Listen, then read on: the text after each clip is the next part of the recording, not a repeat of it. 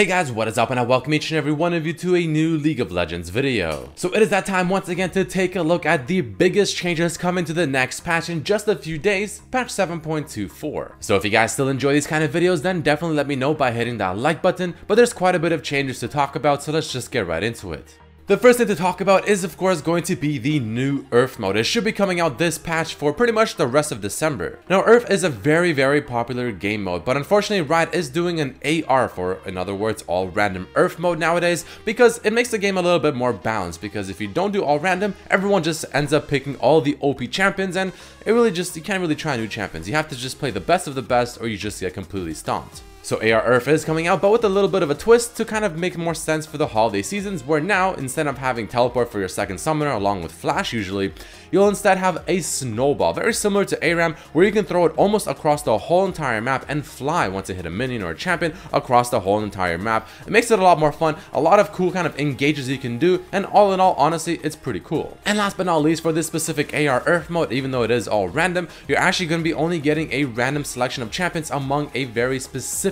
group of champions. Only champions that have either some kind of icy or cold theme to them, or they have a skin that also has an icy or cold theme to it. But moving along, let's talk about the champion buffs and nerfs. The first of which is going to be Aurelion. So the cooldown on his ultimate is being lowered by 10 seconds at every single rank. Not the biggest buff in the entire world, but it's going to be a nice one regardless for Aurelion Sol mains. He's honestly a very strong champion in the right hands, and I feel like this will make him even better. But again, like I said, it's only in the right hands. A very niche champion, and if you don't know what you're doing, he's pretty weak.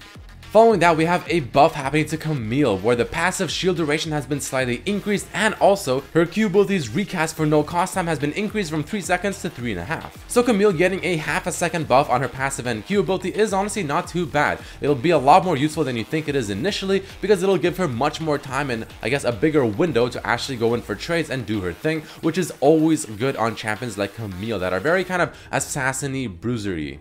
Next up, we also have a buff happening to Darius, more specifically to his passive, where the bleed damage has been increased just by flat out 3, while his passive that offers him bonus AD has also been increased to now offer him extra 30 by the maximum amount offered. So instead of being 200 max, it's now 230. Not entirely sure how much this will affect Darius. I don't really see him too often at the very moment, but when I do see him, I feel like he's honestly not that bad. So I feel like this buff may put him slightly over the top, and I'm a little bit worried because Darius is a very strong champion when he's in the meta, but I guess time will tell. Next up, we have a nerf coming over to Ezreal. Now, Ezreal has been known to be a very strong ADC for quite some time, mainly because of the synergy between himself and Kleptomancy. He is still sitting at just barely the best ADC, just sheerly through a win rate, just on top of Misfortune. Now, this nerf definitely won't completely destroy Ezreal, nor Kleptomancy Ezreal, or anything like that, but I do feel like it'll put him down to a pretty good spot to where he'll still be pretty decently strong if he's playing correctly, but not to the point where he'll just be completely just obnoxiously the best ADC,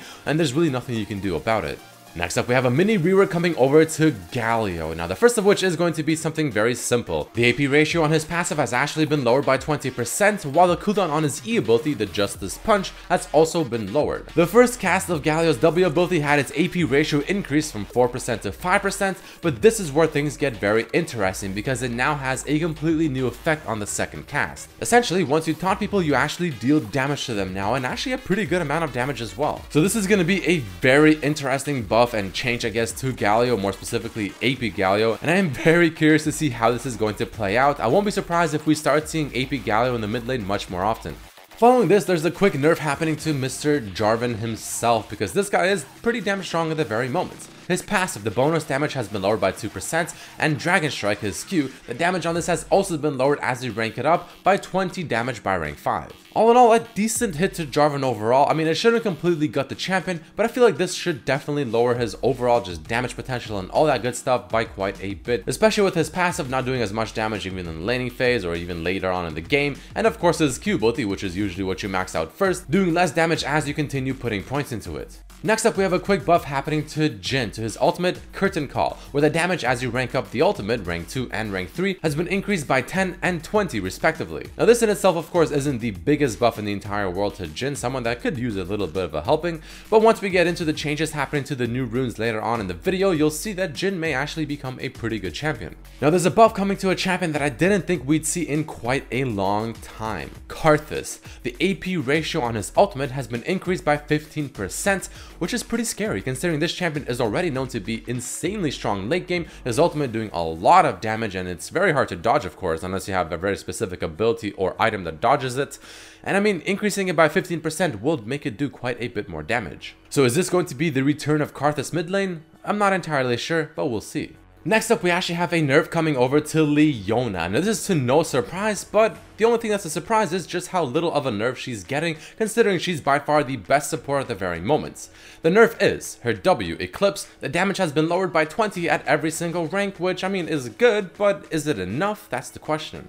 Malzahar also seems to be getting a nerf because, just as usual for pretty much almost every single patch, he's been top 3 if not number 1 best mid laner period, because he's just not only very strong, he's got a lot of synergy with the strong items, he's very simple to play, and his ultimate is just point and click, essentially long range warwick ultimate that does pretty much more damage. So the nerf is going to be to his ultimate, where the AP ratio has been lowered from 110% to 80%, so 30, which is actually quite a bit, and the damage, the base damage, has been lowered as you rank it up, dealing 25 less damage at rank 2 and 50 less damage at rank 3, which again, combined with the reduced AP ratio, it's pretty damn strong. Is this enough to destroy Malzahar? Honestly, I don't think so, because I feel like this is just gonna be kind of a slap on the wrist at the end of the day, since his E ability is completely untouched, and I think his E combined with all the items and everything is what makes Malzahar just so good. Following this, we have a mini rework coming over to Morgana, where first we have the basic stuff, mana regen per 5 being increased, the mana regen growth being lowered, but then we move on to her passive that no longer gives her up to 20% spell vamp, but now instead it states, when Morgana spells damage champions, large minions, or large monsters, which are jungle camps, she heals for up to 40% by rank 16 of the damage dealt. So this in itself is actually quite good overall, but then we move on to her W, which has a new effect as well. When Soul Siphon is triggered, which is her passive, Tormented Soil, which is her W, the cooldown is reduced by 5%. All in all, I mean, this is actually quite a good change to Morgana, and I feel like this will put her in a pretty good spot. Whether or not she'll be OP is the question, but do not be surprised if you start seeing Morgana mid lane more frequently and maybe even in the support role.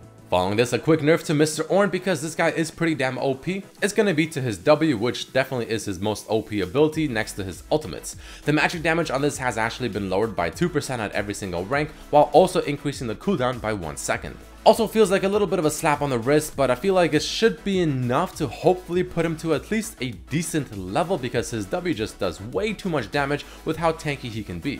There's also a very quick buff happening to Riven where the Q damage has been increased by 5. Now keep in mind this is by 5 at every single Q, not just 5 damage period you use it once. Technically, if you hit all 3 Qs, that's a 15 damage increase, which honestly isn't all that bad. I mean, it doesn't sound like it's a lot at first, but when you take into account the fact that it is to 3 parts of her Q rather than just 1, it suddenly seems like it's actually quite a lot in the laning phase. So expect more Rivens to play top lane and be much more aggressive and go for those early all-ins. Following that, we have a quick nerf coming over to Sona to her Q ability, where the mana cost has been increased and the bonus magic damage has actually been lowered. Now, even though the bonus damage from her Q has been lowered, essentially reducing it by half in the base damage, the AP ratio has been increased by 30, so obviously this will still hit her very hard in the laning phase, but as you rank up in the game and you get to late game and you actually build some AP, it will actually even out, if not be even higher damage.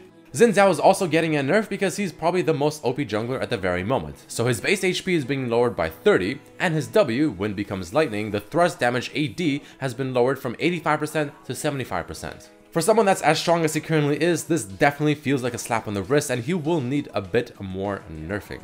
Now the final champion change I'll talk about is going to be another mini rework, this one coming over to Zyra. I talked more in depth about it in a previous video, but I'll quickly touch on it now. So first we have her passive, where the plant spawn range has been lowered, which is actually a good thing, which may also bring back mid lane Zyra since the plants won't be spawning in just really stupid areas. You can see all the changes to her passive on the right, but TLDR, the plants are a little bit easier to kill for champions, but they actually last longer if they are untouched. And they also offer less gold when you finally do kill them to kind of compensate for just how much easier they are actually to kill now. Her W, Rampant Growth, no longer gives the plants extra HP because that's being moved to her ultimate, but now has a new effect which states, each time Zyra kills an enemy, Rampant Growth's recharge time is reduced by 20%, or 100% for champion takedowns, large minion kills, or large monster kills. A very similar feel to how maybe Azir's W works, just procs in different ways. But this is actually really good because this will give Zyra a lot more chances to get more plants on the field. Next up, we also have her E ability where the damage has just flat out been increased by 40 by rank 5, which is quite generous, and her ultimate now gives her plants 50% extra health, and also resets the plant duration.